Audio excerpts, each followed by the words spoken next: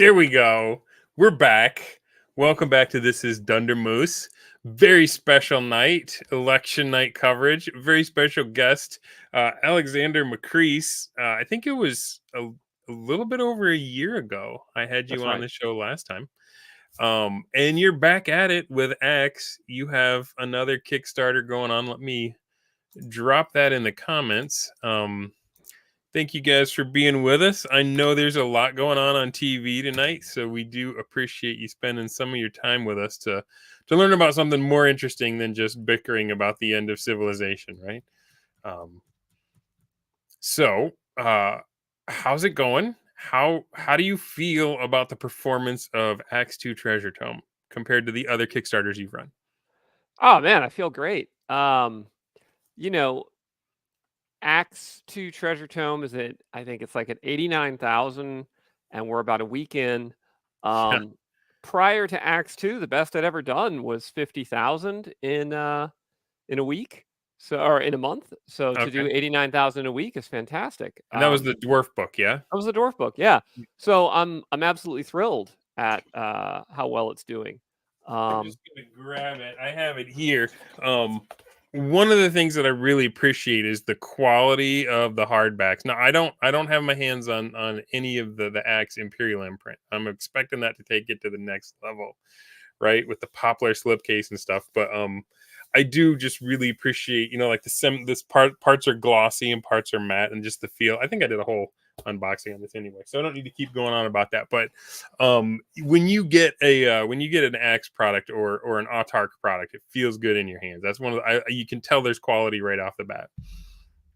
yeah, I try. I really pour my heart and soul into the designs, and I really want the production quality and the art quality to sort of justify the effort I've put in, right? Like it's crazy to spend 2 years of 40-hour, 50 hours a week crunching, Yeah, mentally exhausting game design and then be like, I'm going to skimp on the cover, right? Like I'm yeah, just not going to do that. So, um, it'll fall it, apart in 2 weeks, right? yeah, exactly. I'm really trying to create work that's going to, that's going to be meaningful and still played in a decade and 2 decades. The way people Hmm. still have their AD&D books, right? Like that would be, that would be really cool. I'll be like 80 years old in the old person's home, and like some, young order will be like, "Wait a minute, will you sign my copy of Axe?" And I'll be Right on, like, man. "Yeah." So anyway, Give me my that's the butterscotch pudding, and I will. yeah. I want my butterscotch pudding and put some vodka in there, and yeah, and so that'll be that'll be the true test, right? Is whether or not the game remains popular over time, and I hope You've it done a will. lot of stuff. Like you've dabbled and been, I mean, comic books, games, role playing games. How how much of how much of your legacy do you see Axe taking a part of? Like if it was a pie chart of you're like, Yeah, okay, this is what I'm going to leave to the world. What's how does it rank as far as importance?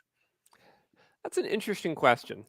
Um, so at one time, I would have thought The Escapist would be my legacy. Mm, The Escapist won 6 Webby Awards. It won a Mashable Award for Best Online Magazine. It was named by Time Magazine as one of the best 50 websites in the world. And I really thought I had established, an enduring legacy with The Escapist.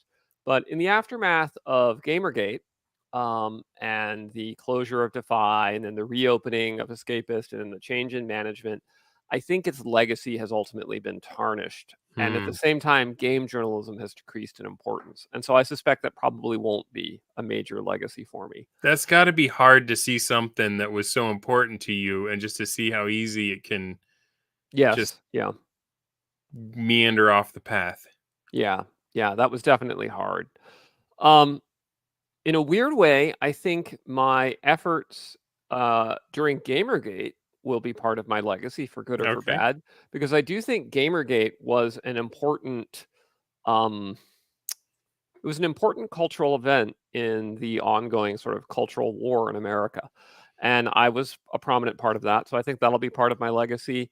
I think my Hmm. efforts at contemplations on Tree of Woe will be part of my legacy. But right now, I think if I got hit by a bus tomorrow, maybe 70-80% would be ACKS II in terms Wow. of Okay. yeah, yeah. Again, if I got hit by a bus tomorrow, because I've got a lot of threads unfinished in other places. So Yeah, well, I mean, you've got other books too. I have on my wish list your book about economics and the petrodollar. hmm And hopefully this Christmas somebody will hook me up with that. Um, and you've got a supers game, hmm Ascendant, which is also a big beautiful, but I won't drag it out and keep doing the Vanna White thing. Although you did that to me last time with those stinking Rifts books. That's right. That's right. That's right. I Totally did that. distracted me. It threw me off my game. But Ascendant has it's not like you're doing the Rifts thing.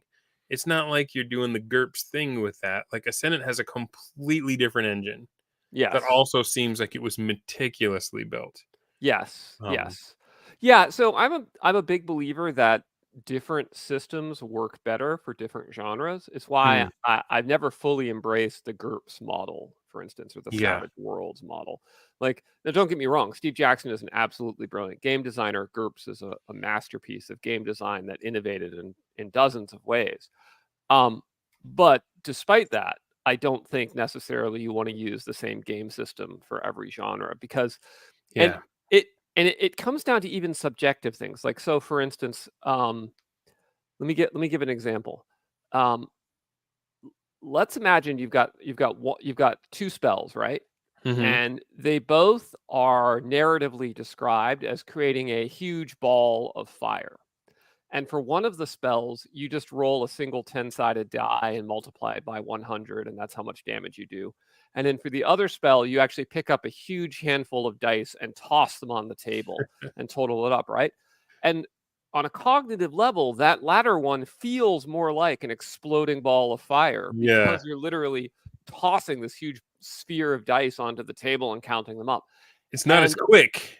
it's not as quick, but it It's gonna feels like slow combat down, but man, the visceral, the visceral.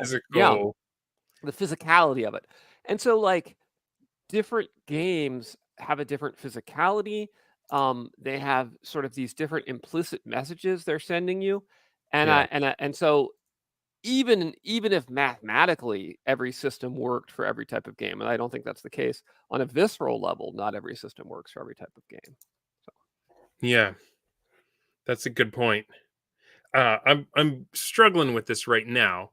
I'm trying to get my son to play some role playing games with me because he just wants to do the screens, and I'm really into this stuff. And I'm like, why am I spending all my time and thought and energy on running and playing games with other grown-ups on my screen down here in the man cave, and he's up there on his Kindle watching Mighty Morphin Power Rangers, and I'm like, why shouldn't we be doing this together to bond and have fun? So I got the Mighty Morphin Power Rangers book, the game, and I am trying to figure it out. There's stuff about it that's not fitting in my head, right? Like uh-huh. everything just does one hit point of damage, whether it's your fist or one of the souped up swords, and it's great for the lore and the background and how the morphin and stuff works. But as far as like combat, it might be a little bit beyond him too. It might be a little too complex. And so I've been also trying to think, okay, well, are there simpler games or systems, or are there things that might be better suited towards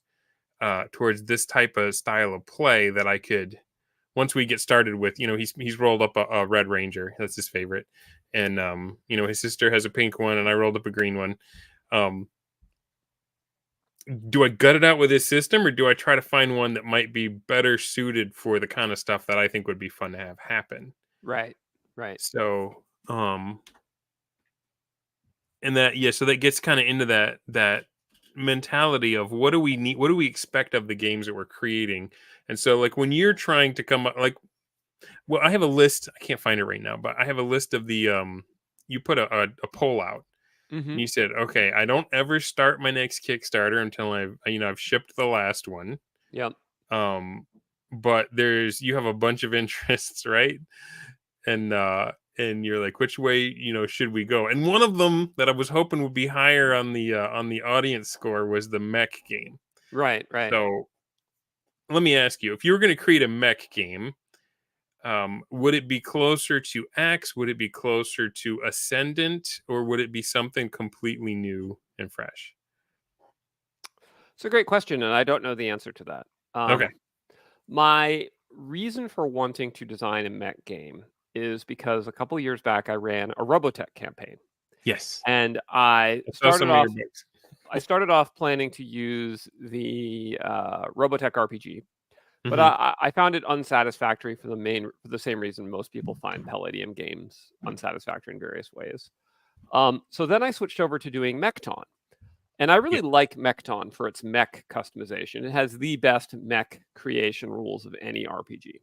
The problem with Mechton is that to be a mecha pilot, your character only needs one attribute, which is reflexes, which is rated on a 1 to 10 scale, Hmm. and two skills, which is mech gunnery and mech piloting, both rated on a 1 to 10 scale. Kind of like And so, BattleTech, right? yeah, and so Piloting and gunnery. so every character is essentially just simply a reflex score, a gunnery score, a piloting score, and then all the rest doesn't really matter except in a fluffy kind of RP way. Like, Yeah. oh, he's buff when he's out of the mech. Um, and so, and that's fine if every single person has a totally customized, unique mech, right? But in Robotech, basically everybody's in a Veritech or everybody's Hmm. in, a Gladiator or an Excalibur or whatever. And so I had this problem like, well, what do? I want to play Robotech. If I use the Robotech RPG, it has all these design problems. If I want to use Mechton, everybody will be the same. And so I made this heavily house ruled version of Mechton, which way expanded it. And I added rules for the influence of cool on fighter piloting. And I added all these different feat chains and different Yeah. specializations. And we loved it. We had a blast. We did this fantastic Robotech campaign. And so that's kind of been in my head. And I actually reached out to Talsorian Games and I said, hey, I've known Mike Pondsmith since I was 16 years old. And Okay. I asked them if I could get the Mechton license, but I had the misfortune. It was just when they were working on their new Mechton Kickstarter. And I was like, oh, all right. So I couldn't get the Mechton license. So I suppose, that would have been my first choice would be to riff on Mechton. Hmm. Um, After that, I've had thoughts on how to do it with ACKS, and I've also had thoughts on how to do it with Ascendant. Ascendant has the virtue of being really scalable. Yeah. Um, That's what and I'm so thinking about because the promise of the mech game is that you can when Rita shoots the laser and makes her monster grow, it's like, okay, this thing's gonna stomp us flat until we call in our Zords, and then we can fight it, right, robots on kaiju.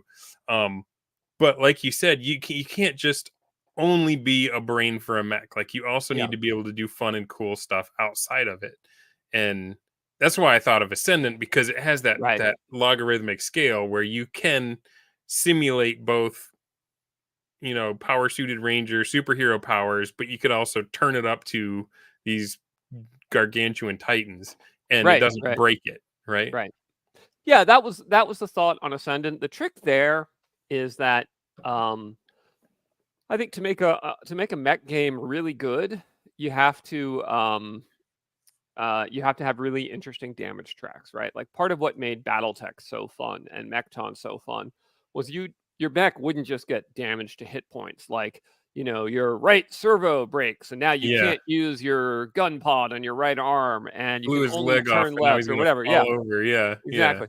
And so, Ascendant, because it's a superhero game, has this very abstract damage, right? Like you're just sort of nebulously losing health. The way I think I figured it out though is in Ascendant, when you take damage, you can quote roll with the blow, right? And Mhm. so you can have or quarter the amount of damage you take, but in exchange, your character becomes dazed or staggered or Yeah, overwhelmed. All right. yeah, or prone, So or right. So my thought in Armiger was my working title for it, was that instead of rolling with the blow, you can reduce the damage by half or a quarter or an eighth in exchange for a minor, major, or critical interior blow, and then you roll on a chart. So, okay. so it's the same basic effect, but instead of your character being staggered, like your mech, heating system breaks, mech temporarily paralyzed for 1 round, or things like Mhm. that. I think that could make it really work, and that would be a fun game. So, the other thing is Ascendant. It's structured with if you've got a speed of Mach 5, like we're just like, well, you can move at Mach 5 and just kind Yeah. of fly around everywhere. I think for a mech game, you need to have more concrete, like hex-based movement, like Mhm. Mechton and BattleTech do.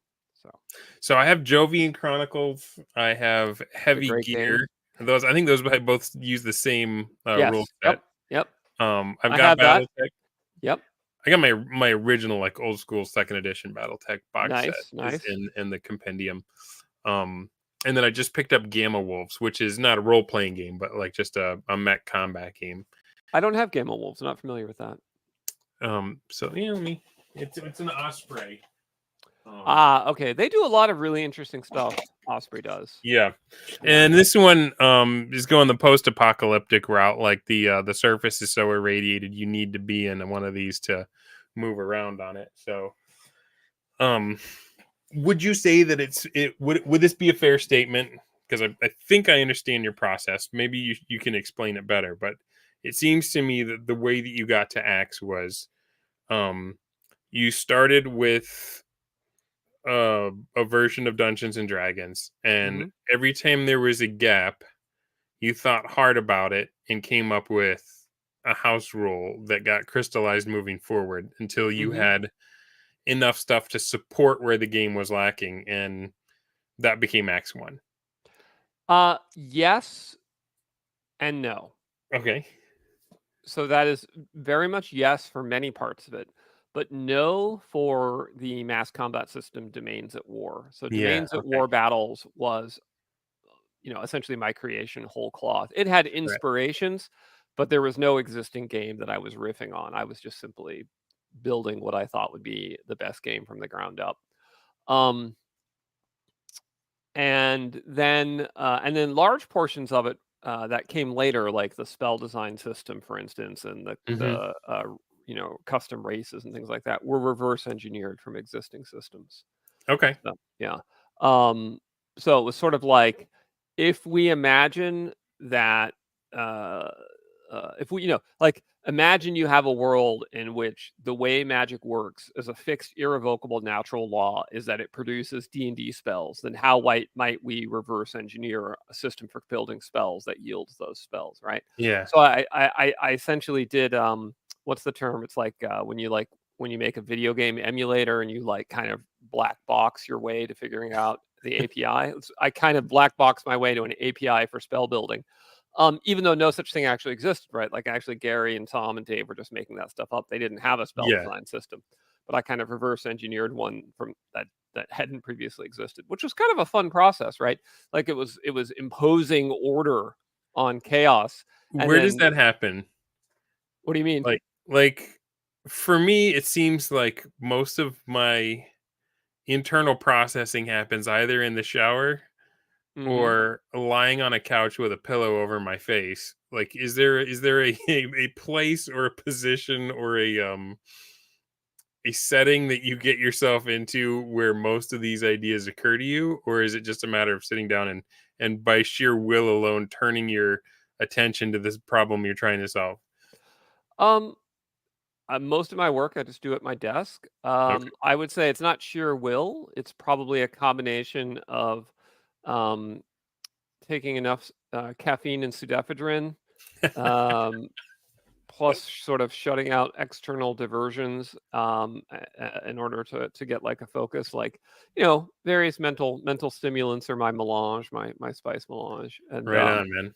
and then if I hit what happens is, if I hit a stumbling block, like sometimes I come to a problem I can't solve, and I will just work on it until I can make no further progress, and then I just close it and I work on something else and I go to sleep. And usually when I wake up, the problem is solved the next time I sit down at the computer. Not always the case. Sometimes it takes many weeks of misery before I get there, and just like I've shown off in the past, like, these are my, this is my handwritten notes for Ascendant. So, Wow. Okay. and they're just like, let me try and show you like some of the madness that's And now Ascendant, my guess would have been for that one, and you can probably correct me on this as well. You had played a lot of both the Marvel and the DC games mm-hmm. and took some of the things that were good from each of them and layered them over each other and then found a way to make them work together. Yeah, so like, here, I'll see. Yeah, so you can just see, like, it's just, handwritten notes on uh, you know, like physics diagrams and all Yeah. sorts of all sorts of just crazy shit. Yeah. My goodness. So So anyway, you were just having fun with math. I don't know if I would use the word fun, but I was having intellectually stimulating conversations with myself that related to math. Yeah, so Ascendant started off with me saying, I really like the DC Heroes role-playing game. It's so cool. It's logarithmic. And then one day I noticed it wasn't actually logarithmic. It was just pretending to be logarithmic. And I said to myself, I wonder if Hmm. I could make an actually logarithmic game. And it became like this quixotic quest, and at first it seemed impossible. Because how can you make a game where people are literally twice as good as each other with a single point of difference? Yeah. And eventually I cracked the code, and once I had like it was really weird because once I cracked that code, the whole rest of the game basically wrote itself in kind of like a weird trance-like state. So, yeah. Okay. So it's like you get an idea grips you, and you're like, I'm fascinated, and I've got to see where this goes. Mhm. And then you get in. Stephen King would say you fall through the page, right? Like you hit that Yeah. flow state, and then it's Yeah, just off to the races. it becomes a process of discovery more than Yeah. creation at a certain point, which is it's a very interesting and fun experience. Um, yeah, yeah. Okay. Um. So, I mean, I could take this conversation all kinds of ways because I'm very interested in the stuff you're doing. But let's take some minute to talk about the treasure tome.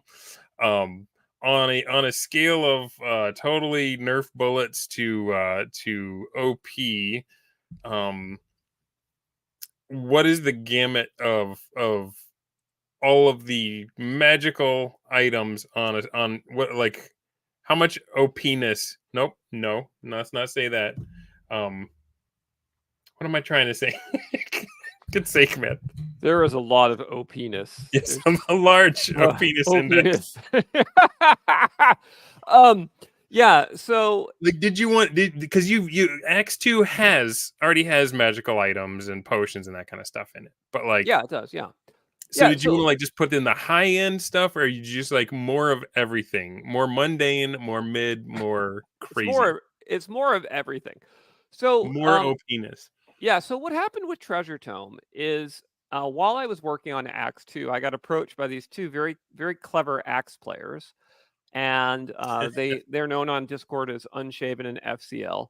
And they started to present some of the magic items that they had made in their own campaign. They were very proud of them. And Yeah. I was struck dumb with horror because they were absolutely game-breaking, campaign-shattering travesties of min-maxing.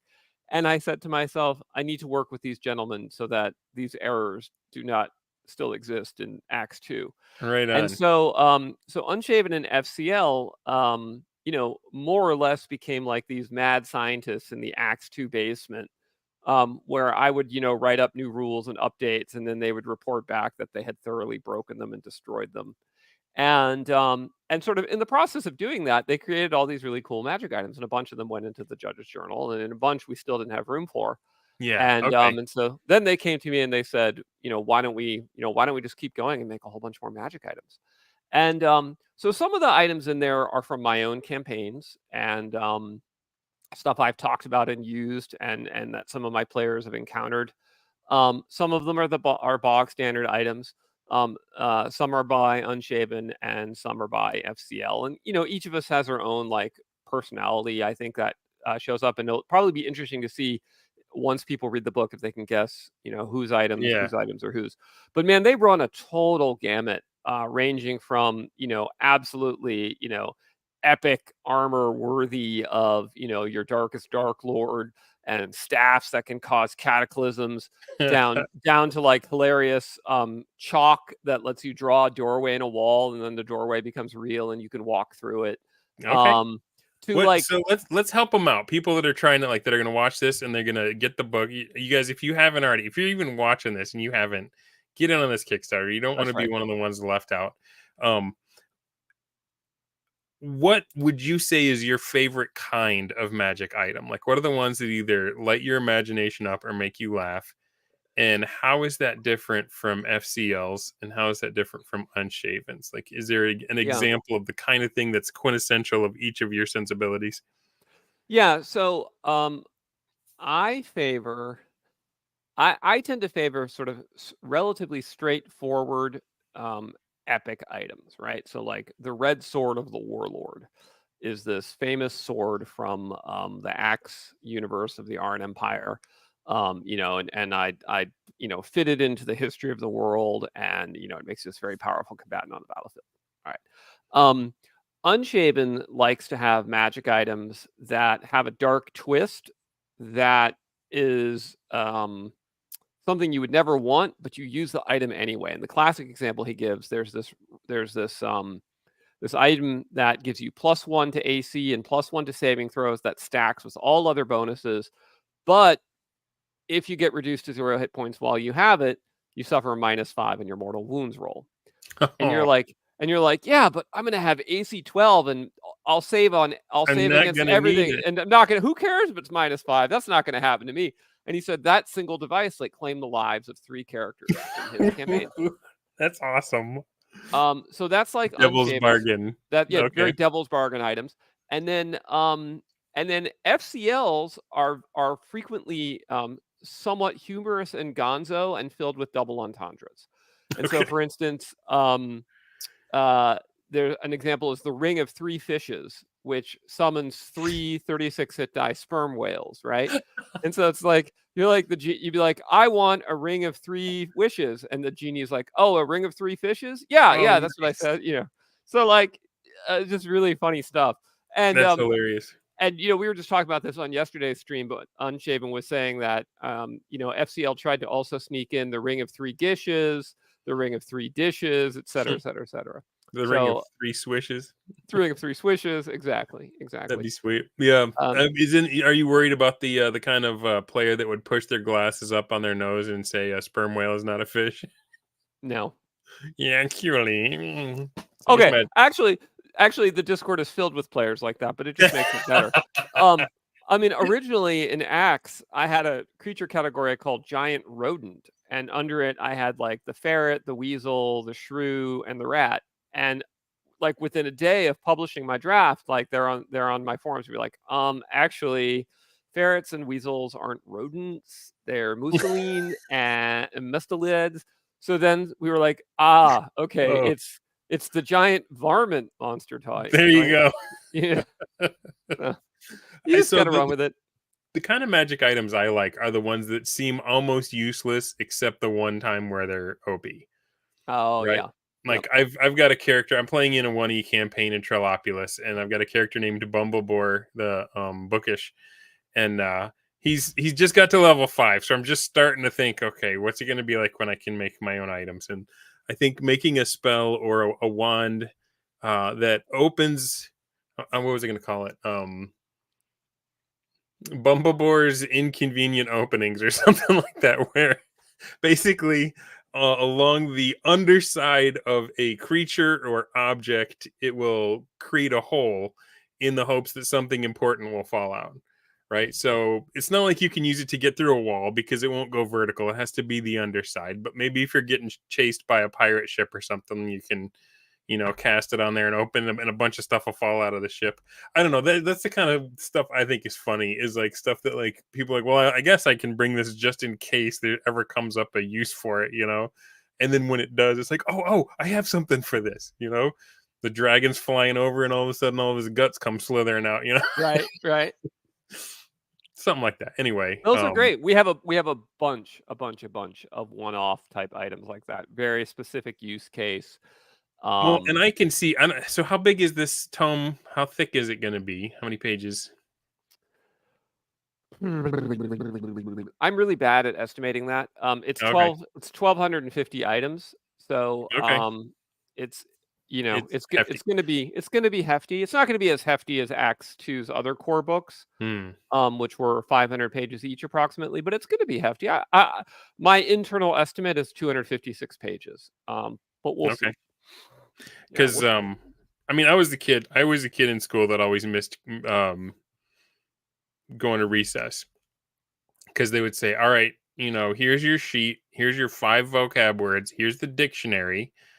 I just need you to look up each of these words, write the definition, and then you can go to recess." and the whole recess went by, and I'm still sitting there with my nose in the dictionary just reading stuff, and they're like, "Did you do your words?" And I'm like, "Oh," and I forgot that there was these 5 words, and I'm always like, I learned so much. I learned what an atlatl was and how to throw a spear farther and like all this other stuff because I was interested.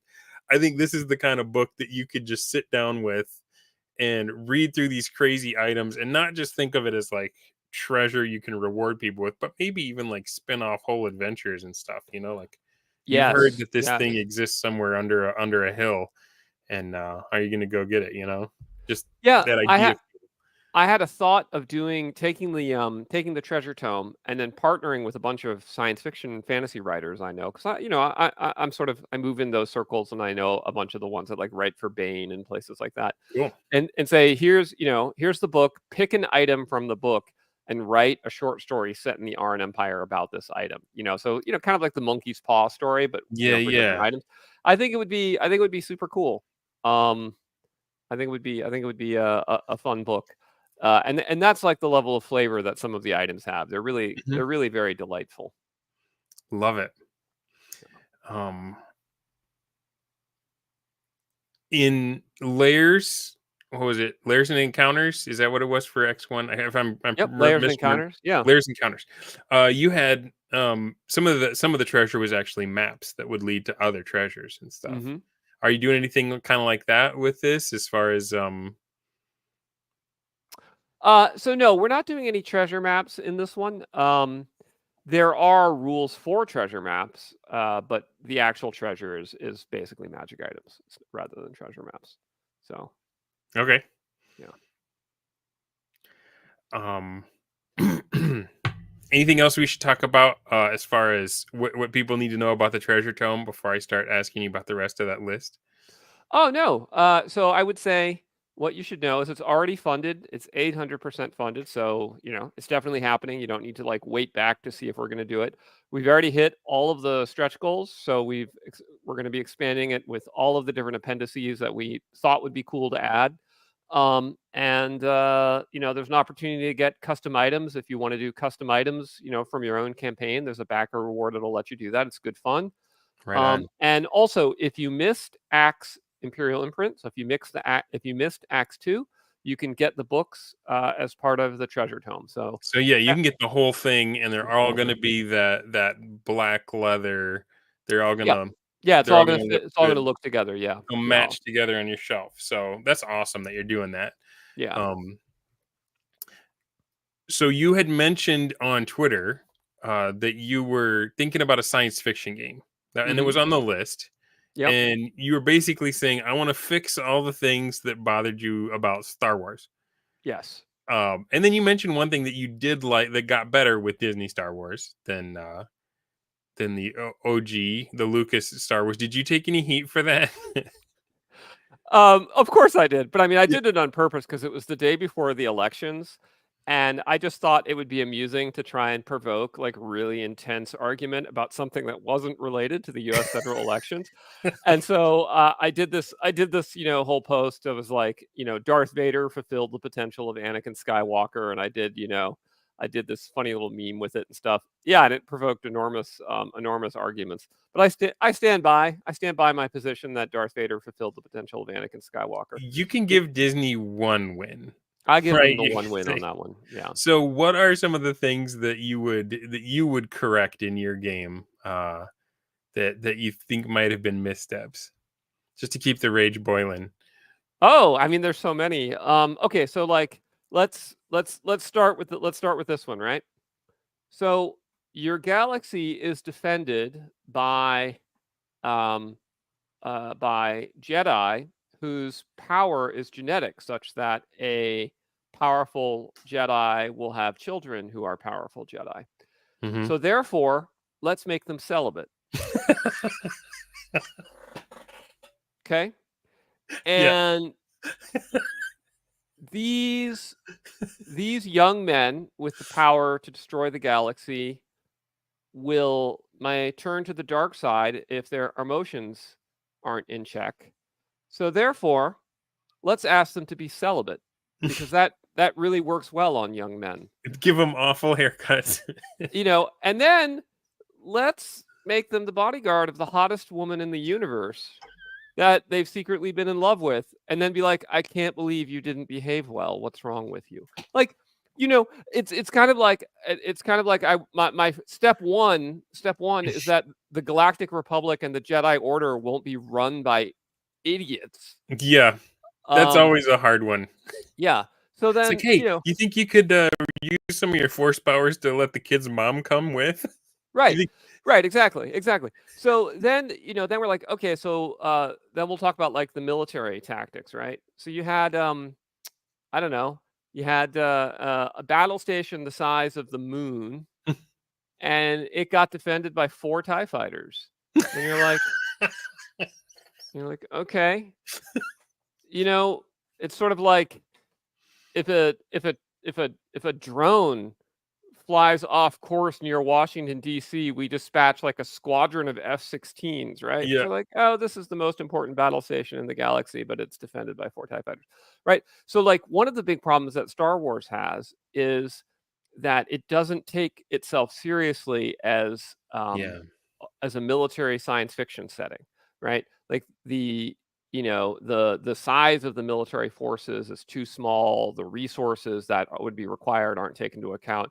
So you get like these dramatic super weapons combined with these tiny battles that are smaller than the Battle of Midway, right? Yeah. It's very ill thought through. And the reason for that It's is like because conventional D&D where like everything hinges on 5 brave souls. right. And that's why they do it that way, because they want everything to hinge on 5 brave souls. And so there's this cognitive dissonance between you want to be at galactic scale with planet destroying weapons, but you also want like this one young farm boy to be able to be all that matters. Mhm. And I think that can be done better than they did it. And that's not to take away Star Wars. It's actually, in fact, I think Star Wars touches something that's really important to a lot of people. Like, I think in many ways, Yeah. Star Wars was on its way to being our mythology in the way that the Iliad was the mythology of the ancient Mm. Greeks, right? Like, you could totally imagine a parallel universe where future Alexander the Great slept with Star Wars under his pillow, right? Yeah. Um, but it kind of got squandered. It got squandered, and it got ruined. And so I'd like to. I think space opera as a genre is due for a comeback, because it does have this mythopoetic grandeur that has been tossed aside in favor of political statements and subverting expectations and all this other Yeah. ridiculousness. Well, so you were on a podcast recently talking about that the secular cycle and Hmm. and how do you it was about novel writing, right? Like how do Yep. you prepare for what's since it can take 1 or 2 years to write a novel and get it out there. Right. You don't want to miss the zeitgeist when it hits. So, it has just been awful. Everything's been either subversive or tongue in cheek, Hmm. knowing glance at the camera. It's like they took everything and made it The Office, Yeah. where everyone's just gonna smirk at the audience and be like, I like for me the last one that really the last Aliens movie. I don't know if you saw Aliens, I did. the last one, Romulus. Romulus. Yeah. I lost count of the amount of resonance moments, right? Where they just purposefully set a shot up or redid something. And I felt like Sigourney Weaver had just taken me into her old folks' home and made me sit through her scrapbook. Right. This is Right. when I was wearing Reeboks on the ladder, and this is when we had the automatic guns shooting the aliens, and there was a few new things like there was a scene where there was zero gravity and they had to float through some Yeah. acid that had been sprayed. That was pretty That was cool. really cool. That was well Yeah, done. I I agree. enjoyed I that. I agree. like the gun that like puts a panel behind your armpit, and so it can help you aim if you're not Yep. trained. Yep. And so there were some cool moments, Yep. but there were so many things where your brain just goes, "Oh, that's from this." Mhm. That even though it was fun in the moment, walking out, I had the same kind of thing as when I saw the Force Awakens, where it's Right. like, "Oh, this is fun. This is good. This is Star Wars." And you walk out and you're like, "Wait a minute. Right. I already saw that movie shot for shot. They switched a few characters around and did the exact same movie, and it Right. it doesn't satisfy." Um, So I think to avoid that, the way you have to avoid that is you have to, how to put it? You can't create by photocopying what came before, which is what Mm, a lot of people do. You know, it's this equivalent of AI model collapse. And I talked about this with Brian Niemeyer when I had him on my show. yeah. So, so what I'm doing for Aeon Star, which is my proposed name for my science fiction game, is I started with an aesthetic, right? And I said, it's Star Wars, but instead of theming on Rome or Gothic the way Star Wars and 40K have respectively kind of themed, where it's this sort of like Latin Hmm. Roman Empire vibe. I was like, let's think like ancient Greece. And so, and then I combine that with this physics theory by this guy named Burkhard Heim, who was like this heterodox physicist who lost both hands and was blinded and deafened in World War II in a bomb Oh my explosion. gosh. So, like with no hands, barely able to see, barely able to hear, but he came up with like this comprehensive theory of everything that is so mathematically complex, but no one's really been able to understand if it's right or not. But it has really, really interesting implications, and it won some awards from NASA from things like that. So anyway, so Heim theory proposes that gravity control is possible, that telekinesis and telepathy and other sort of preternatural or paranormal powers would be possible, Hmm. that free will is real, that human cognition is different from machine learning. So humans are substantially different from AI and can never be replicated by AI. And also that faster than light travel is possible through hyperspace. And this is all follows naturally from Heim theory. So if Wow. you're interested in hard science fiction Quite the theory. and you can make Heim theory work, it has everything you need to do space opera. But Hmm. what's interesting is that Heim was himself also classically educated. And so Heim theory has a lot of overlap with Platonic and Aristotelian metaphysics. And so I thought to myself, what if I build space opera based on Heim theory with scientifically and then philosophically grounded in sort of Platonic theory, where then you've got, Plato talks about there being a cosmic soul which has a rational and an irrational component, and Hmm. and that maps directly to sort of the idea of the force and the light side and the dark side. And Heim theory then explains scientifically how that would work, and it just became this sort of beautiful gem that started to come together in my mind. And so at no point would I, like, in this design process, would I ever sit down and just be like, well, we're going to have land speeders because Star Wars had land speeders. Rather, what it is, it's think of what has to be true in order for the outcome you want to take place, and then allow yourself to discover the implications of those truths. And that's the design process, I think. Yeah. The kind, I mean, that's once you start down that path, right? Like, you were talking about the genetic qualities of Jedi. I was thinking about how common it could be if they weren't celibate, right? Yeah, yeah, And, exactly. like, you'd Exactly. probably have a bunch of the guys that were like, maybe they only got a few midichlorians, right? But, like, they're your guys working in the warehouse, and you don't need forklifts anymore because 'cause they're just, you know, moving the pallets with their minds. Right. And no, and it would have been, listen, it would have been completely plausible if they had said that they don't want that for evil dystopian reasons, and or because people, average people can't control the dark side, and so they have to control their reproduction. And maybe they have a special breeding program. Like Dune handled that Yeah. really well, right? Yeah, And for the thing sure. is, in a world where you have people as powerful as the Jedi, you can damn well guarantee like someone would be thinking about these things. So except apparently, the million worlds of the Galactic Empire where they're just like, whatever, you know. Right on. Yeah. Well, I feel like there's an inertia when you try to create something like that where I don't know why. I got a buddy who wants to write science fiction and stuff, and like every time he starts telling me his ideas, it's always just we spread to the stars, and then the internal ones were rich and exploitative, and the outer sphere just got mad at him, and then the civil war started. So it's like no Right. matter how he starts, it always gets there sooner or later, right? So I like the idea of taking it from a philosophical standpoint and saying, all right, well, let's map this onto what we know. Like we know kind of how the Greek, we don't know everything about them, obviously, but like we know how their society kind of worked and the parts that moved around and the problems that they had and that kind of stuff. How could we use that to nudge us in the right direction? And Exactly. I'm wondering Exactly. about the Pantheon though. How does that work with the Heim stuff? Yeah. So, um, I had separately done some research into something called Hellenistic monotheism, which sounds like a contradiction in terms or pagan monotheism. But basically, there was a god called Theos Hypsistos who was fairly widely worshipped in antiquity and late antiquity. And he was, up until the discovery of Theos Hypsistos in the archaeological record, kind of had been overlooked because they were convinced that the god of the philosophers was only, sort of only like this theoretical entity that Plato wrote about and whatever. But it turns out, in fact, that there was this kind of widespread worship of, a mega god that was above all other gods and who was equivalent to what we would call the logos or the world soul or the Hmm. all or the source or whatever. And so I think that's the direction I would go to it, where you would have like this, the Galactic Empire would take the position that there's some sort of overarching high god or world soul, and then kind of be agnostic about individual worship of whatever spiritual entities from their own planetary system, because it becomes almost ecumenical, right?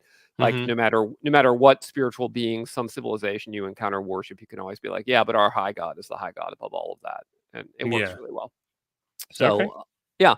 So I think that would be my approach to religion. And if we go with the Platonic model, you get this really nice, you get this, because Plato, Plutarch, the Zoroastrians all have this kind of dualistic cosmology, where you have like a rational and an irrational, a good evil split. The ancient Egyptians have it as well, and that works really nicely, I think, for light side, dark side. So that should be fun. Heck yeah, Uh, man. yeah, so that's kind of the concept. It's and my current, like, how do we get there? One thought I had is that what if Alexander the Great never died? Or rather didn't die young, and so he ends up literally conquering the whole world, and so then the empire is just the empire of Alexander the Great. We never had the decline and fall of Rome and whatnot, because it was just, I kind of find that hilarious. But there's a few other ways I might tackle it. I haven't decided yet. Right on, man. So the gears are turning under the surface. Yeah, although I want to say, I mean, it would be years out. Aeon Star didn't get very highly voted as one of the projects I should tackle, and and both my investors as well as my fans of ACKS II have said, listen, you've now got two game systems. You're one man. You need to support your game systems and your Hmm. existing fan base and build that out. And I'm like, that's true. That's true. So it'll Yeah. probably be something on like low key back end when I'm frustrated or bored. I kind of put some writing in, but Something not. when you need to switch it up. Okay, Yeah, so what exactly. was that? What got the most votes? So number one vote went to Before All Others, which is the Elven source book. Yeah. Was number one. So and that's underway. I've already started developing that. Number two was After the Flesh, which is the axe equivalent of the Book of Vile Darkness. So it would be like all about the evil civilizations, the chthonic Okay. civilizations, the dark gods. Cool. And then number three, to my surprise, was a Shigeru Daimyo Shogun, which was my proposed Japanese samurai ninja axe. Okay. The Yeah. Oriental Adventures of Axe. Well, we can't say Oriental Adventures Oh, because A, it's trademarked, and B, apparently Oriental is offensive now. So got we're it. calling it a Shigeru Daimyo Shogun. Yes, All right, sounds better. And it starts totally. with an A, right? And it starts with an A. All of my games have to start with an A. Yeah. You want to be that first shelf spot, right? They say that there's like a weird thing that people tend to prefer the letter that their first name starts with. So like Oh. I married a woman whose name starts with A, and my company is Autark and Ascendant Comics and Hmm. Adventure Conquer King. So I don't know. I guess I really like A's. Right on. I wonder if Yeah. that's why I picked up Jovian Chronicles. Yeah. Right. Makes possible. Oh, but you guys don't know my name though, right? You're like, wow, oh, no, did I just dox myself? Oh no. But your name's not Thunder Moose. Oh no, I think you're safe because, like, I think the average name starts with J. it's Right. true. There's so many J names. There's a John, lot of Jake, them out Julius, there. Jeff. Yeah. Yeah. You're fine. Um, yeah, well, I'm excited about the Elvish one. Now, the Dwarvish one had a conceit, right? Like you wrote it from the persona of a character. It wasn't just straight instructional, right? So Right. would it be would you do you have a separate voice in mind for the Elvish one or I some of the do.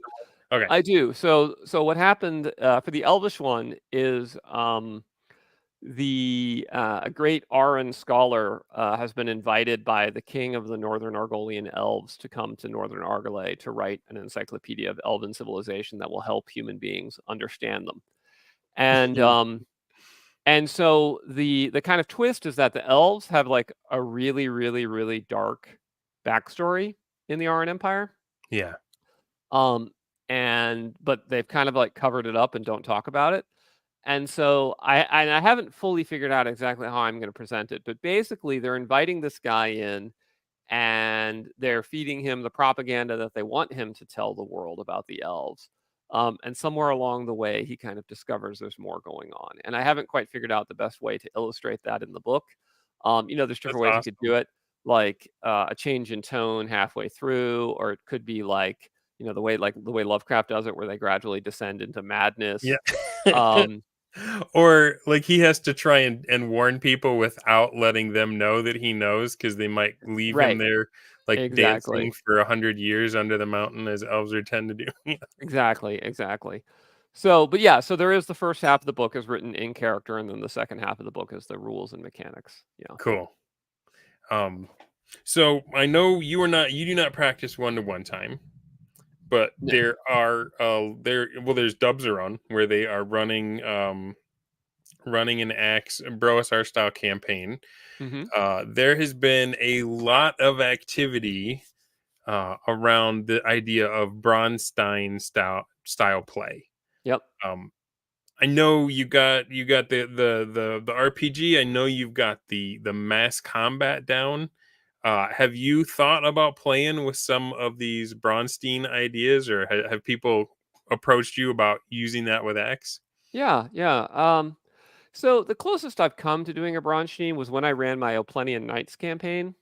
Um, I had the adventuring party, and then I had two players who were playing the main antagonists, a Yeah, Zaharan sorceress and a Thracian tyrant, and so they would give me the instructions for what they wanted to do.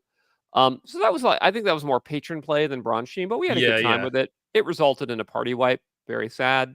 Um, Well, but did the people playing the patrons, did they enjoy it? Like, Not really. Not oh, really. they didn't. They mostly did it as a favor to me. It was pretty low key effort. Yeah. Wow. Okay. Yeah.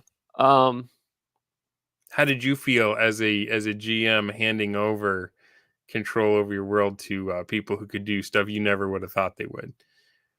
Like, did it? I wouldn't. They didn't really do anything I never thought of, so it didn't. It Oh, didn't. It didn't go there. They that's a bummer. they were both very serious minded people, and so they just took it very seriously. It's like, oh, okay, my job is to conquer this territory, and I will do that. And they did, and they obliterated the player characters. So it just kind of wrecked your game, is what Just happened. very businesslike, just like a very businesslike obliteration of the party. Yeah, I mean, Oh man. the guy running the Thracian tyrant was like a former U.S. Army Ranger who had just gotten back from a deployment in Afghanistan with the Special Forces, and he was just like, "Yeah, this is what we'll do. This is what we'll do." And then all the party died, and that was that. I think I Um, told you about what happened when I tried that, right? With Axe. Um no, I don't remember if you did. You may have. okay. So I play with other dads from church. We do not get together very often at all. Right. Everybody's busy. And it is very difficult for me to peel them off of 5e, because they like having D&D Beyond, and just Yeah. I don't know. Anyway, I'm not going to complain about anything like that. Other than that, this was with X1. I said, let's try something new.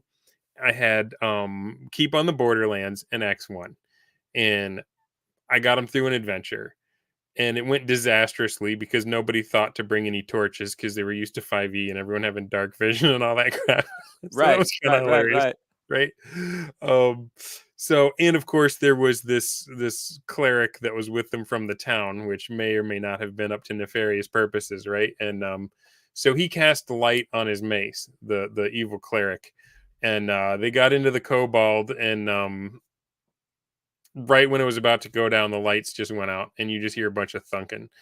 And basically, the party's cleric got knocked unconscious, and the kobolds kept him.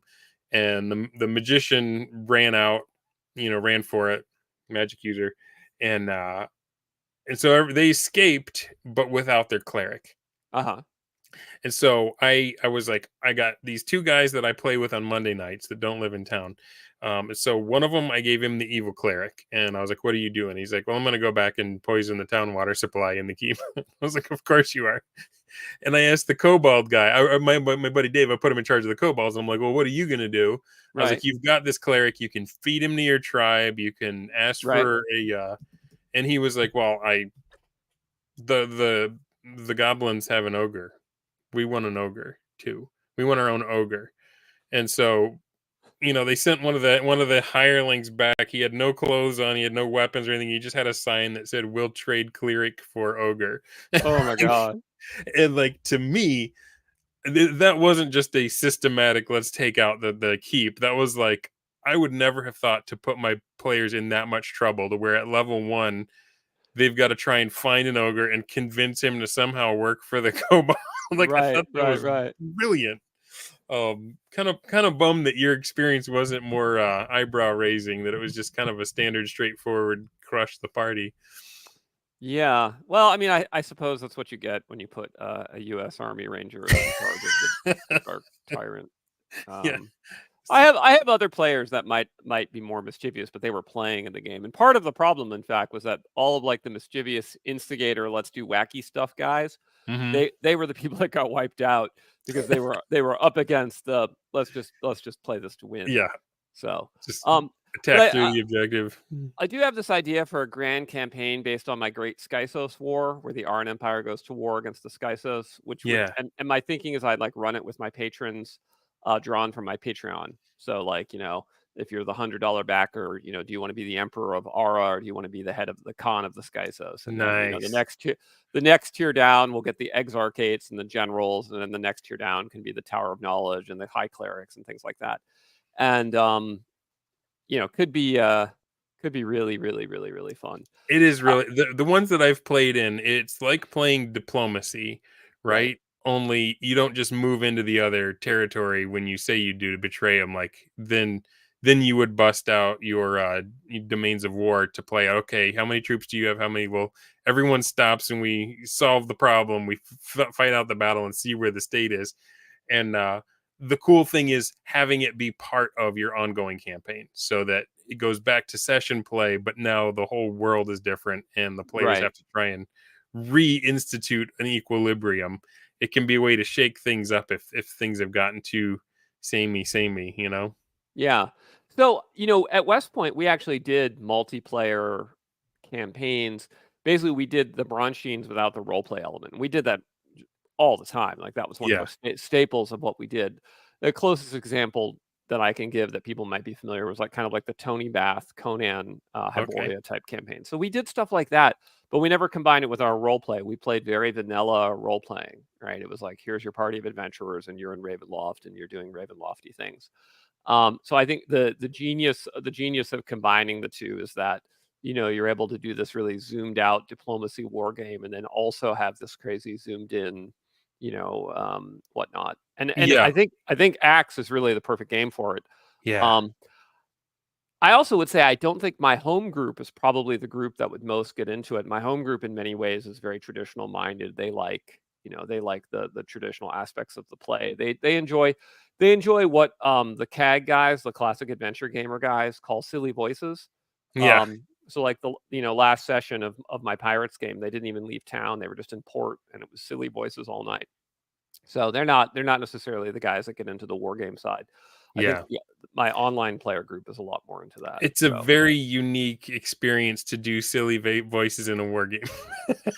Right. here's the thing: I do silly voices in a war game, but I think I'm Right on. relatively. I'm that Venn diagram. It's like silly voices crush your enemies and see Yeah. them gather before you. You know. Well, I've been in some where, like, I purposefully decided to do something that wouldn't be in my best interest to win the game because it was so hilarious in the moment, right? Like, Yeah, yeah. Jeffro was doing one where we were using Traveler as the system, Okay. and it was a Bronstein, but the idea was you're all factions of one, so we were all one character on the planet, and I had gotten in with we were in a Discord, and so like he's calling people into his channel to adjudicate what's going on, but we are free to pull each other aside and start making deals. And so I was with some of the lawful characters that wanted to bring order, and they actually had been deputized by the planet's law forces.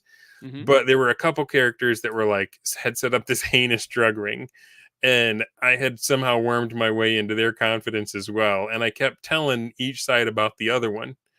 Right. So I'm like, here's what the cops are trying to do. I think they're on to you. We got to move the goods, and then like I'd go over there and be like, hey, the goods are in this warehouse. We need to get there before they get it out of there. And so I was having a blast doing that until I met them at their spaceship and they gave me truth serum. And they asked me point blank, can we trust you? Uh-huh. And like, And so you I've got this right. moment where I'm like, am I going to try to win or am I going to do the crazy? So I just remember saying, I've been playing both sides against the middle, and Jeffro just cracked up. Just the GM just lost it because I'm just spilling all the beans. But I'm like, that's totally what I do in this scenario. Well, but aren't you under truth serum? I am, Yeah, so you have to, but right? so truth serum you have to, and then you fall asleep after truth serum. You can only it only works for so long, and so I'm like, if you guys want to ask me anything else, you better do it now. So they got the final information, and then they just didn't let me wake up. So I knew I was done when they gave me the truth serum, but it was so fun role playing. And I don't know where else you get that, where you have like a war game that you're trying to win with multiple characters under a fog of war, right, in at odds with each other, but also like the weight of the role playing, the weight of the story to say, no, they got you to take this drug. This is what the drug does. You have to play your role now. They already beat you. You can't finagle it now, it's not like anything I've done before, and I don't know that Right, it would work for every player, because you might have the guy that's like, no, I'm going to win at all costs, and I'm not right, going to let role playing get in the way of that. right. Right? So it's like how much of your silly voice gets to win, how much of the strategy gets to win, and can you be satisfied if you lose one for the other? Um, but yeah, I think Axe would be perfect for that kind of stuff, man. Well, I think in a circumstance like that where so let's say you're like, okay, it's a truth serum, if I was the GM and it was a truth serum and I had a player who was sort of refusing to play along with that, I think I as the GM would simply say, okay, this is the information your character reveals to the other side. Because I Yeah, think like if the other side has invested time and resources into the energy of sourcing a truth serum, right? Like yeah, it to my mind, it would be just as unfair to not allow that to have function as it would be to say, "Oh, well, your nuclear bomb didn't destroy Nagasaki yeah. because Bob really likes Nagasaki and wants to win." You're like, "Well, it doesn't work that way, right? Like the Your world is the blaster didn't world." kill the Ewok because he had Yeah. a shiny badge that reflected it. Yeah. So, yeah, so I think that's why you have to have a referee in such circumstances because Hmm. often players will not comply. And that's the same reason why there's often this thing where players will say, we want, and I don't know if you've ever encountered this. I used to encounter this with new school players. We want the GM to leave the room while we're planning because the GM shouldn't be able to know our plans. And you're like, on the one hand, I totally get where they're coming from because they're used to playing with adversarial GMs who will Yeah, unfairly use information that they learn to mess with the players. But on the other hand, how do the players not know that whether or not Sauron is spying on them with scrying? How do yeah. the players know if one of their henchmen is a spy who's sending information to the enemy?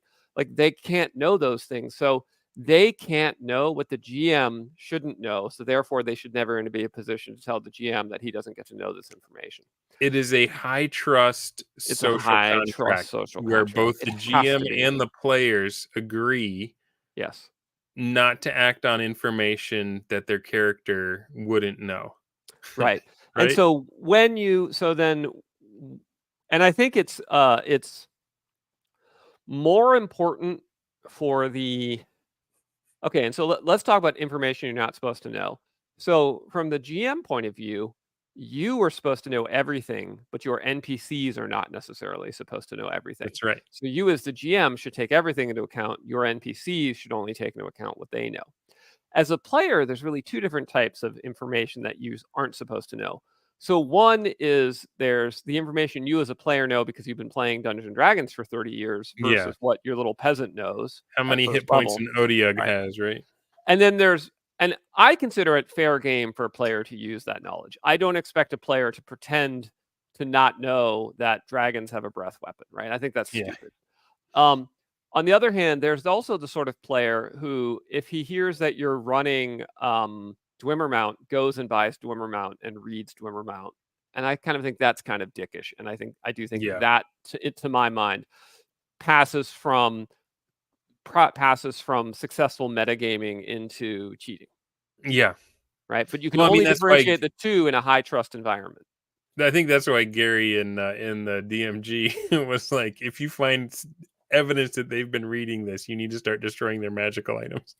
Right, right. Well, what I did when I was running ACKS for a group that that had played, and that was my backers, right? So they had played and read most of my published material, but we wanted to Yeah. do the official published material.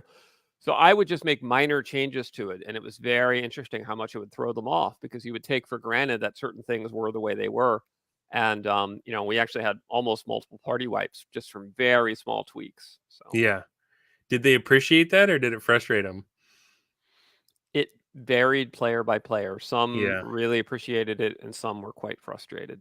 And others took pleasure, and the ones who hadn't read very much, I think, took a little too much delight. Yeah. So anyway, That's awesome. Well, you mentioned yeah. Dwimmermount. Yep. One of the last things I was on Harmony Ginger's show. We call it the Random Table, and it was a whole episode about mega dungeons. And Dwimmermount Nice. came up. Yep. And Yep. Yep. also I've got the Secrets of the Nether City here, Oh yeah. which is a kilo dungeon, right? Right. It's a kilo dungeon. That's right. Kilo. Okay. Let me get that. I mean, look at the size of this thing. It's basically a city that an underground city that another city was built up on top of. So, Right. hundreds of rooms. We talked about a lot of stuff on that episode, and there was a lot of comments in the side that like, "Oh man, I wish I could have been in there to share this with you." So I feel like there's still a lot more to be said.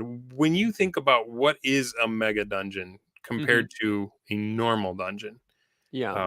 what comes to mind? How do you say? Is it just a bigger dungeon, or is there something else fundamentally different about it to you? No, I think there is something fundamentally different. I think a mega dungeon is a dungeon that is the center of the campaign from the beginning to the end of the characters' lives. Right. Okay. So for instance, if you're running Dwimmermount, like you start at first level entering Dwimmermount, and at max level, there's still adventure to be had in Dwimmermount. And Yeah. even the adventure in Dwimmermount isn't per se still just like cleaning dungeon rooms. It's the dungeon itself becomes your fortress or your sanctum or the battlefield over which you're fighting, right? So you are conquering a mega dungeon. Ultimately, right. It's Right. not like because the way I thought about it was that like a dungeon is a problem to be solved. Right. Like there's this thing is sprung up, villagers are going missing. We need to go in there and neutralize it in the name of law. And I thought a mega dungeon is more of a solution to other problems where it's like we don't have enough experience, we're not mighty enough, Mm. we don't have enough money to raise forces. There's a dangerous place we can go. It's like a ATM in the bad section of town, right? Like Yeah. you can go in there to get what you need, but it's not going to come cheap or easy. Um, do you think that they know it's a mega dungeon, or is it one of those things where like the more they explore it, the more kind of overawed they are by the sheer scale of it? Yeah, that's a good question. So first, I really like what you said. That's a really interesting way to think about it. So the mega, so I totally think you could run, uh, you know, a mega dungeon is the dungeon you go to level up and get resources for other things that you're planning to do. And if we think of it in the context of a massively multiplayer game, the mega dungeon would be those zones in an MMO where you go to grind, right? Yeah, Right. And yeah, yeah. often often in many games nowadays, those are procedurally generated. So every time you go to grind, it's someplace you've never been before. And that's kind of the same vibe as a mega dungeon in your view. Makes total sense to me. Not something I thought of. Do they know it's a mega dungeon? So I don't know. I think it probably varies party by party. Like, if you went on to the ACKS Discord and you said, "Hey, I'm starting a new campaign. We're gonna use Barrow Mount," like people will know it's a mega dungeon, right? Yeah. When I ran the Nether City for my first groups of players, every single group was absolutely flabbergasted at how big it is, because it starts off as it's Yeah. just like it's literally a pit in a cesspool.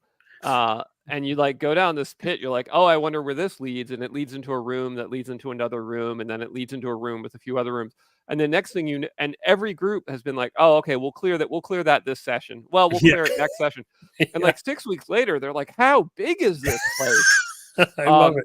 And that's been great fun. And also the way the Nether City is designed is like, what starts off looking like this kind of cave complex that you've accidentally broken into because of erosion from sediment. And then, a few sessions later, you're like, oh my God, this is the underground palace of an ancient evil kingdom that I didn't even know existed. And we've just awoken the Dark Lord. Oh Yeah. shit, what do we do? So it's like, um, sadly, I think some of that has been spoiled now because so many people know about it to where it's become a meme, Secrets of the Nether Shitty. But, Yeah. I saw the meme. yeah. Was he have a meme competition? Has it ended, Yeah, or yeah. is it still going No, on? it's still going. Goes on till Okay. November. Actually, ends today, November 5th. So end All of right. today. Yeah. So get your last minute, get your stuff in there for the meme competition. Right. And you don't get to choose. Even if you have a favorite, it's your wife that ultimately says Yes. this is the one that wins. Yes. I have appointed my wife because she understands ACK. She played ACK. She was the first blade dancer. Um and she understands my sense of humor and my community, but she also takes like a certain delight. She has to live with my big ego every day, so she takes a certain delight in like sort of humor that magnifies some of those aspects. Um, so I think she'll pick a funny one. We'll see. Right on. Yeah. Right on. Yeah. So the problems with a mega dungeon is, first of all, if there's a lot of life down there, it's like, how are they getting in and out, or are they just living their whole lives away down there? I mean, some of it, if it's undead, then you can get away from that because you're like, oh no, they're just standing Right. there Right. waiting. That's right. But like, if you have orcs or kobolds or something like that, at some point they need to be able to leave. Is everybody leaving through the bathroom? Right. So there are certain things that, I don't know, maybe I just don't understand the concept completely, or things that, assumptions I make about what a mega dungeon is, that I'm still trying to get my hands all the way around it. But I like the idea that it is something mythical and dangerous that grows with you, to where, um, if you are capable of completing it, it's only going to be when you are at the height of your power. Right. And maybe not even then, because it's always got something to offer every time you go down there. Yeah. So the issue of sort of the ecology of the mega dungeon, I think, is an interesting one. In Mhm. the early years of D&D, they basically didn't give a shit. Yeah. I mean, like, I think it was to the point of silliness, like there were turnstiles in some of Arneson's dungeons, Yeah. ticket takers and things. Um, in the OSR, people came up with this idea of the mythic underworld. Hmm. And I think if one leans into the mythic underworld, you can get a really good mega dungeon concept that way, where you don't have to worry about like what do they eat, because they're sort of like spawning from the Yeah. abyss, right? Well, And that's I one of think the things I love about Axe, is the sinkhole of evil, where, right, right, where undead are birthed and things like that, and yeah. creatures can come in from the outer planes and things like that. So I think that's a really good route to go. The first person I know who did a mega dungeon like that, and it isn't even a fleshed out mega dungeon, it's just a suggestion of the existence of this dungeon, is in the Oriental Adventures OA1 Swords of the Daimyo. David Hmm. Zeb Cook introduces the concept of Stone Icicle World, which is a Okay. massive mega dungeon that underlies the entire province of Kozakura. Um, and it's accessible via caves, and it's like this, undefined massive mega. So when I ran Oriental Adventures, I used Stone Icicle World as a mega dungeon, and I built that out. And that was great because like you just didn't have to worry about it. Like Bakimono and Kami and spirits and Henji Yoke just spawned Hmm. in Stone Icicle World. It was great fun. That is cool. What about the whole no prep thing? X2 has generators, right? Mhm. Um, Yeah, so I am on the opposite end of the spectrum of no prep. I'm high prep. okay. And the reason Well, for you that, enjoy prep. one, I enjoy prep, and two, as I've gotten older, I have less time available with my friends. Yeah. So it to where it can be very challenging to get like this group of high-powered type A personalities to like all get together and play a game. And when they do, I don't want to waste their time rolling up stuff that I could have Okay. done in Yeah. advance, right? Because you think about this, people talk about like, oh, it's many hours of prep time. So like let's say overall the amount of time required for me to roll up random encounters before the adventure, let's say it's 1 hour, right? If Hmm. I do that on my time, that's 1 hour. If I do that spread over the 4 hours of my session with my buddies, and there's six of us, that's 6 hours That's of right. recreation time, right? That's right. So it's kind of like I feel like it's my cross to bear. If I'm going to organize the game, I should put that time in so I don't waste their time. Yeah. And I look, different people are at different life stages. Some people, it's like their friends are just happy to hang out and they'll just chat in the background while the GM does his prep.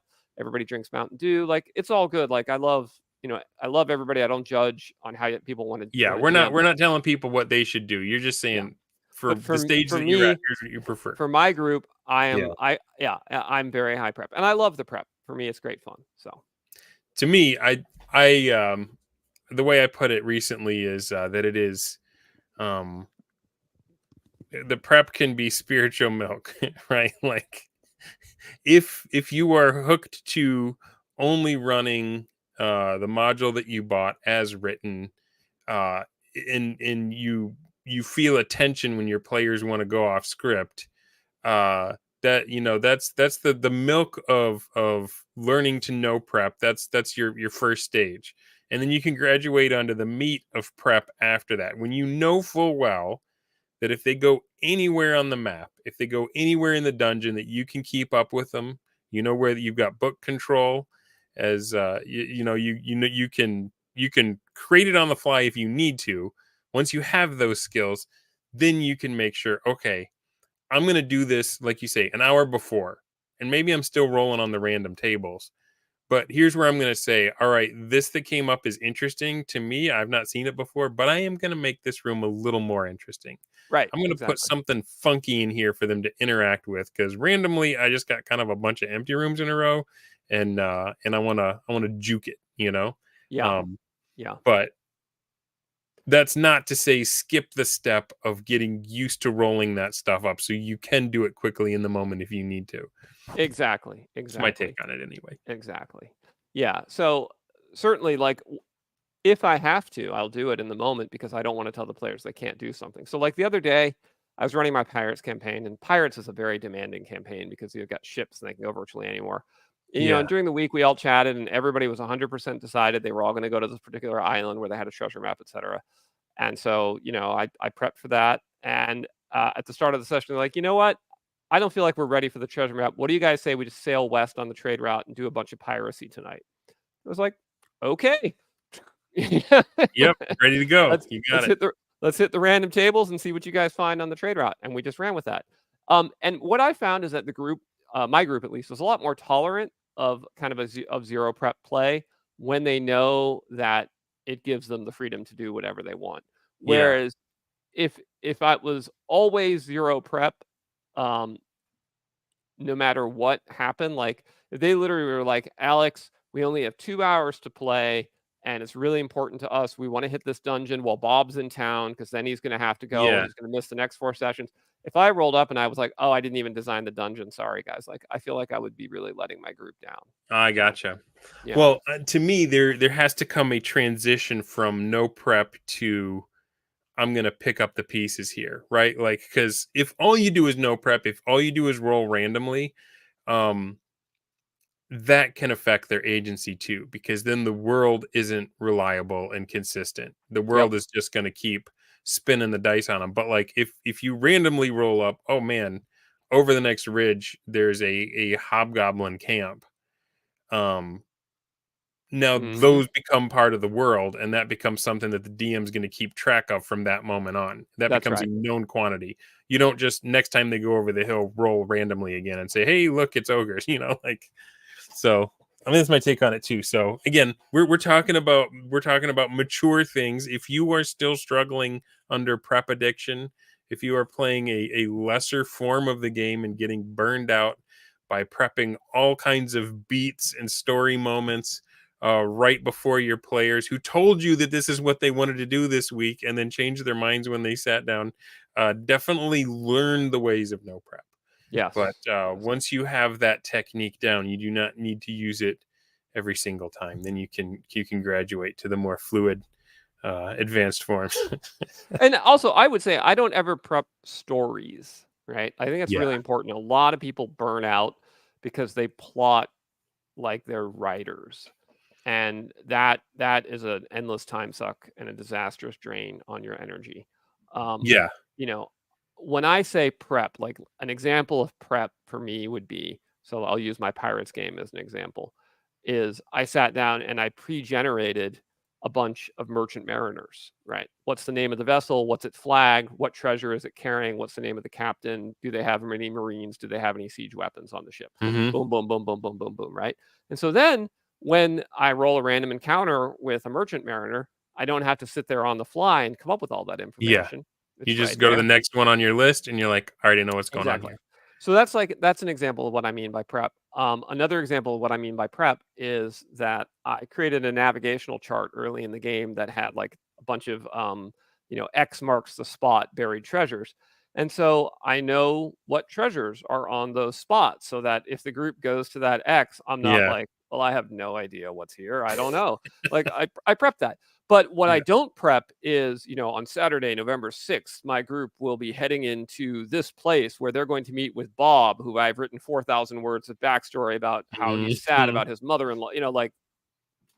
That's death on the GM. Don't do that. Madness lies that way.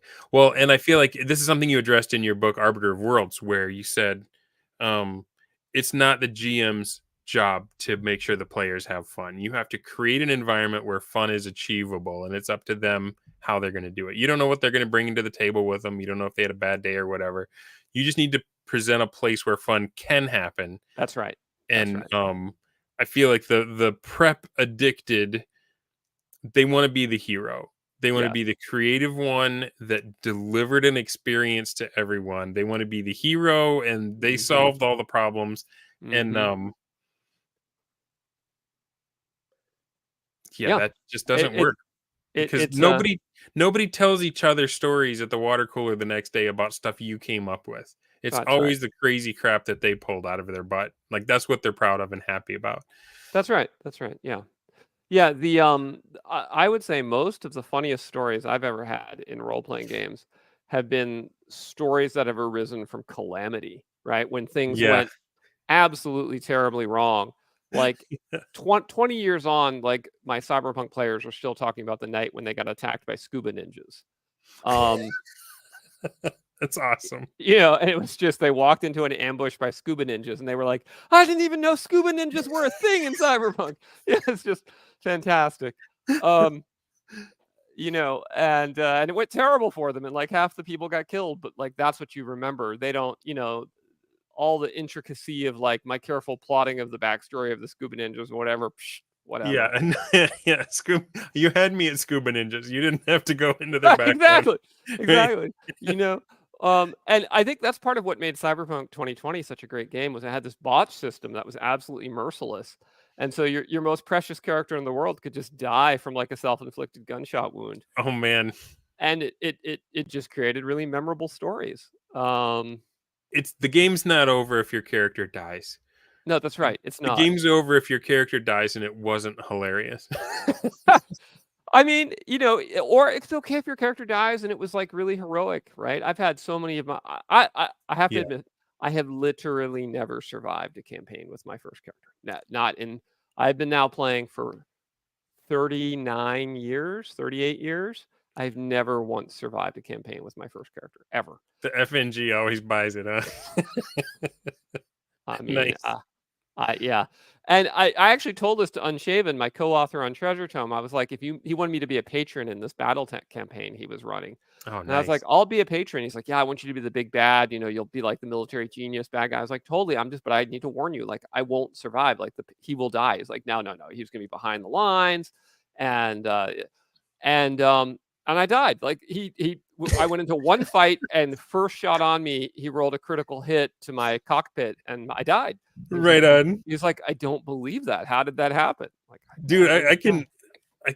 can keep up with that one. So Yeah. so the BroSR came out with their Bronstein product called Broser. And Right. it's an island and it's got all these factions, and so they started playing it.